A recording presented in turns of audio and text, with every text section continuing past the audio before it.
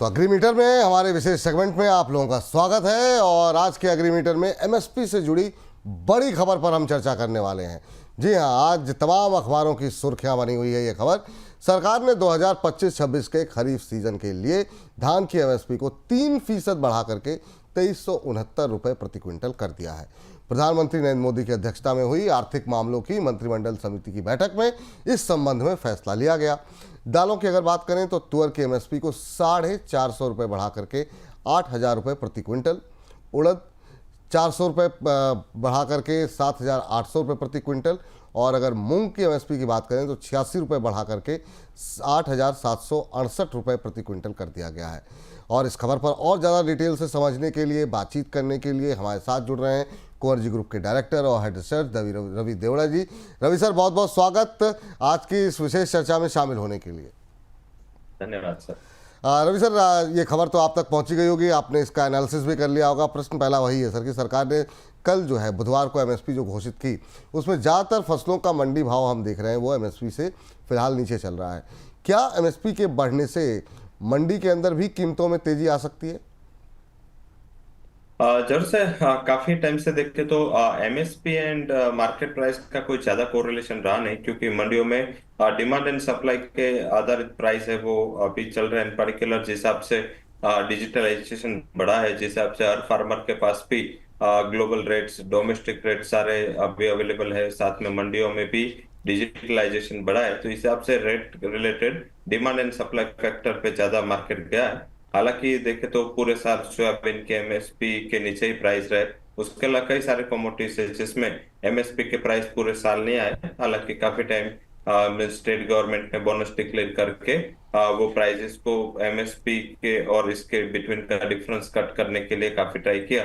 Pulses अच्छे रहे थे, पल्सेस आधे साल एमएसपी के ऊपर है, बट लास्ट में जो सोइंग बड़ी हिसाब से वहां भी प्राइसेस मिनिमम सपोर्ट प्राइस के नीचे आते हुए दिखे। मेरे हिसाब से ऑल ओवर अगर इस साल जो एमएसपी पड़ा है 2 लाख करोड़ से ज्यादा का एक आउटले होगा। गवर्नमेंट का मंस के जो बोझ है वो ज्यादा बढ़ेगा, बट मुझे लग रहा है जिस हिसाब से प्राइसेस है शायद लग रहा है कि मार्केट प्राइसेस अगर थोड़ा भी स्टेबल होते हैं तो यहाँ पे गवर्नमेंट पे प्रेशर नहीं होगा। बट अभी जिस हिसाब से एग्री की मंस के आउटलुक चल रही है, अभी जिस हिसाब से मानसून के एक्सपेक्टेशंस क्लाइमेट एंड आईएमडी से अगर फसल अच्छी आती है, अगर फसल में इजाफा होता है तो एक गवर्नमेंट के ऊपर शायद ये दोनों खरीफ एंड रबी साइड दोनों साइड प्रेशर होगा, क्योंकि गवर्नमेंट में अगर जो प्राइसेस एमएसपी के नीचे रहते, फार्मर्स एमएसपी के प्राइस पे काफी हद तक वो गवर्नमेंट को प्राइसेस में वो एमएसपी के प्राइसेस में माल देते, जहां भी गवर्नमेंट खुद प्रोक्योर करते हैं, लाइक पल्सेस है, ऑयल सीड्स है, इसमें गवर्नमेंट खुद काउंटर पार्टी बनती है, तो इसमें गवर्नमेंट को ज्यादा आउटले होगा और जिसका मुझे लग रहा है कि एक्स्ट्रा बजटरी सपोर्ट गवर्नमेंट को देना पड़ेगा। बट इस टाइम एमएसपी के नीचे काफी प्राइसेस चल रहे हैं। ऑल ओवर सिचुएशन वाइज देखे तो मुझे लग रहा है कि जो एमएसपी बढ़ी है इसका एक बेनिफिट हो सकता है 2 से 3 कमोडिटी रागी, ज्वार और सोयाबीन, ये 3 की प्राइसेस ऑलरेडी एमएसपी के काफी नीचे चल रही थी और एमएसपी में सबसे ज्यादा इजाफा यही 3 कमोडिटीज में हुआ है। तो मुझे लग रहा है कि यहाँ पे कुछ अपसाइड सेंटिमेंट सपोर्ट आता हुआ दिख सकते हैं। अदरवाइज जो धान है उसमें सिर्फ 60 रुपीज से एमएसपी बढ़ी है। मक्का है, अरहर है, इसमें एमएसपी जो अपने एवरेज है उससे बढ़ रही है, बट यहाँ पे थोड़ा स्कोप मुझे दिख रहा है 3-4 कमोडिटीज में एक अच्छा आपको वहां पे सपोर्ट सेंटिमेंट वाइज आता हुआ दिखेगा। एंड पल्सेस में मुझे लग रहा है कि इस हिसाब से फार्मर को सोइंग के लिए काफी इंटरेस्ट बढ़ेगा, क्योंकि पल्सेस के एमएसपी एंड अभी मार्केट प्राइस मंडियों के इसमें काफी बड़ा डिफरेंस हो चुका है। तो इससे फार्मर में थोड़ी फियर थी कि अगर ये प्राइस सस्टेन हुए तो एमएसपी के वेल बिलो प्राइसेस थे। तो लोअर सिनेरियो वाइज ऐसा मुझे लग रहा है कि ये जो एमएसपी है इस टाइम फार्मिंग पैटर्न में या सोइंग पैटर्न में काफी अच्छा उसमें वेट रहेगा।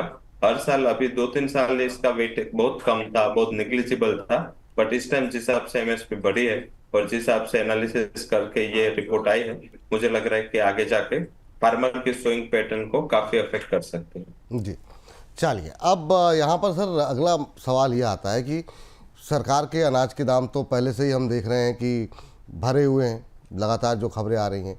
अब ऐसे में एमएसपी पर सरकार की जो फसल खरीद है वो कितनी बढ़ सकती है, तो आपकी क्या एक्सपेक्टेशन है सर यहाँ पर? जब से गवर्नमेंट के ऊपर काफी बोझ होगा। मुझे लग रहा है कि जिस हिसाब से डिफरेंस है between the new MSP and market price government को काफी हद तक बड़ा कोटा वहां पे देना पड़ेगा।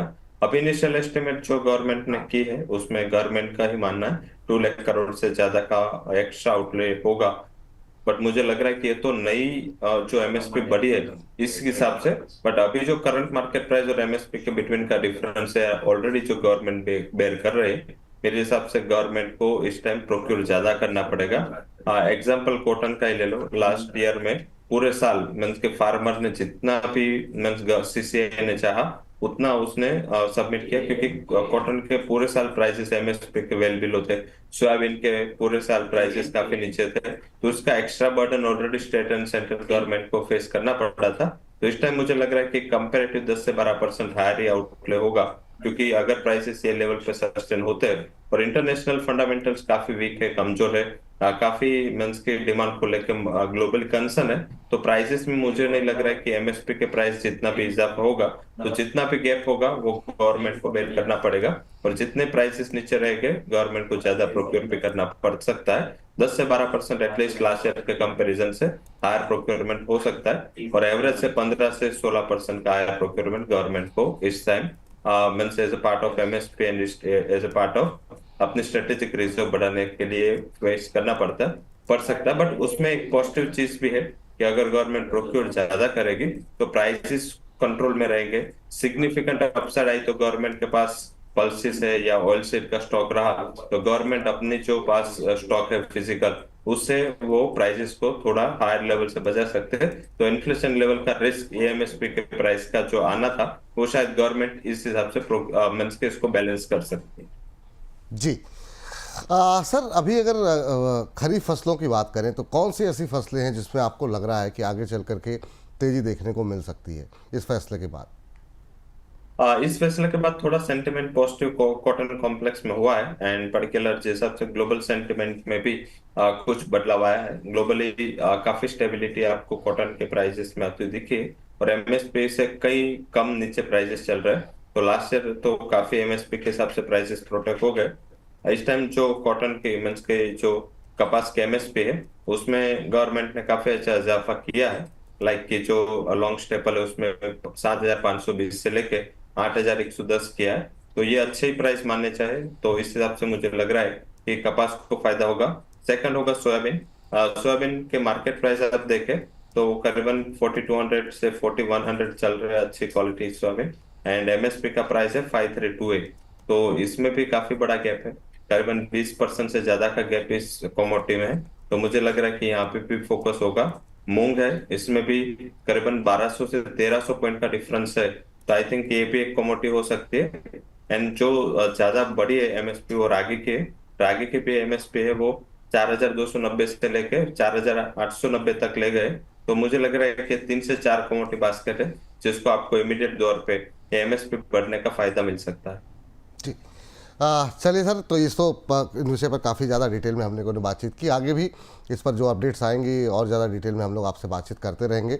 लेकिन सर, अभी अगर बात करें ट्रेडिंग कॉल को लेकर के, तो आपकी पसंदीदा टॉप एग्री ट्रेडिंग कॉल कौन सी इस समय दिखाई दे रही है आपको? जैसे आई थिंक अच्छा जो ज्यादा देखे तो जो ट्रेडेबल कमोडिटीज है इसमें कपास के अलावा कोई ज्यादा मीन्स के एमएसपी के अंतर्गत आती नहीं। तो आई थिंक इसमें डायरेक्ट मीन्स के अकॉर्डिंग टू एमएसपी हम डायरेक्ट कोई मीन्स के रिकमेंडेशन कर भी नहीं सकते क्योंकि ट्रेडेबल नहीं है। बट जो ट्रेडेबल है उसमें मुझे लग रहा है कि मीन्स मानसून एक बड़ा फैक्टर है जो अभी काम कर रहा है। कपास थोड़ा वो लो वॉल्यूम कमोडिटी है, इस हिसाब से आप अवॉइड करें। बट यहाँ पे मुझे लग रहा है अगर कपास को चाहे तो 1580, मेरा कॉल नहीं है बट 1580 1570 एक अच्छा एक्यूमुलेशन जोन है, और अपर साइड 1650 के टारगेट के लिए कपास में बाय करना चाहिए। एमएसपी के ऊपर का कॉल है। अदरवाइज आज के दो जो रिकमेंडेशन है, एक बाय का एक सेल का है, दोनों एक ही सेगमेंट से स्पाइसेस से। टर्मरिक में सेल के रिकमेंडेशन है। अभी करंट मार्केट प्राइस 14,050 है, यहाँ पे बेचे। स्टॉप लॉस लगाए 14,210 एंड टारगेट होगा 13,700। मुझे लग रहा है कि जिस हिसाब से ये मॉनसून जा रहा है या पैटर्न है इस हिसाब से अच्छा स्विंग आपको टर्मरिक में आता हुआ दिखेगा। एंड कोरिएंडर यही रीजन है, बट रीजन थोड़ा अलग है क्योंकि बारिश चालू हो चुके हैं सौराष्ट्र एंड मीन गोंडल मंडी है, उसमें जो अराइवल का प्रेशर था वो धीरे धीरे कम हो रहा है, तो इसका बेनिफिट प्राइस इसको आता हुआ दिखेगा। कोरिएंडर जून एक्सपायरी में बाई करें 7,030 के करीब, स्टॉप लॉस 6,960 का लगाए और 7,140 तक के लेवल की उम्मीद करनी चाहिए। चलिए, तो यहाँ पर दो ट्रेडिंग कॉल आप लोगों के लिए सजेस्ट की जा रही है, एक बाय एक सेल कॉल। कोरिएंडर धनिया आपको आपकी स्क्रीन पर है। जून फ्यूचर खरीद करके चलें 7,030 के आसपास। ऊपर की तरफ आपको 7140 7140 के लक्ष्य के लिए यहाँ पर खरीदारी करने की सलाह दी जा रही है। एक स्टॉप लॉस जो सजेस्ट किया गया है उसका अवश्य ध्यान रखें, 6960 6960 रुपए का स्टॉप लॉस लगाएं। 7140 के लक्ष्य के लिए यहाँ पे खरीदारी करने की सलाह है। सेल क्या करना है, सेल करके चलें अभी हल्दी। पिछले 2-3 दिन से हमें लगातार यहाँ पर हल्दी बेचने की सलाह दी जा रही है आपको, और हल्दी में अच्छे प्रॉफिट भी बनते हुए दिखाई दे रहे हैं। 14,050 के आसपास बेच के चलिए। 13,700 के टारगेट के लिए यहाँ पर आपको सेल करके चलना है। लेकिन जब सेल करें तो एक स्टॉप लॉस अवश्य लगाएं, वो है 14,210 14,200 का 10 का स्टॉप लॉस, 13,700 का लक्ष्य यहाँ पर हल्दी बेचकर चलने की सलाह। सर, आज आपकी इस चर्चा में हमारे साथ जुड़े तमाम जो है ट्रेडिंग कॉल आपने डिस्कस की, पूरी एमएसपी की खबर डिस्कस की, बहुत बहुत शुक्रिया आपका। लेकिन अभी आप बने रहिए सर हमारे साथ, लेकिन पहले ज़रा डिस्क्लोजर दे दीजिए आप हमको। जब से जो भी कमोडिटीज के बारे में डिस्कस किया है वो लिस्टेड हो या नॉन लिस्टेड हो, इसमें मेरी पर्सनल कोई पोर्शन नहीं है, क्योंकि हमारी कंपनी काफी बड़ा trade activities as well as import export में हमारा काफी बड़ा बिजनेस है। तो आई थिंक ये जो सारी पोर्शन है वो बिजनेस में या हमारी खुद की ट्रेडेबल पोर्शन में हमारे अकाउंट में पोर्शन हो सकते हैं। कोई भी पोर्शन लेने के पहले आप अपने रिस्क, क्योंकि कमोडिटी मार्केट में रिस्क बड़ा एक फैक्टर रहता है जिसमें फोकस करना होता है, तो आई थिंक स्टॉप लॉस जरूर से लगाए। जो भी पोजीशन हो, स्टॉप लॉस के बिना पोजीशन ना कर।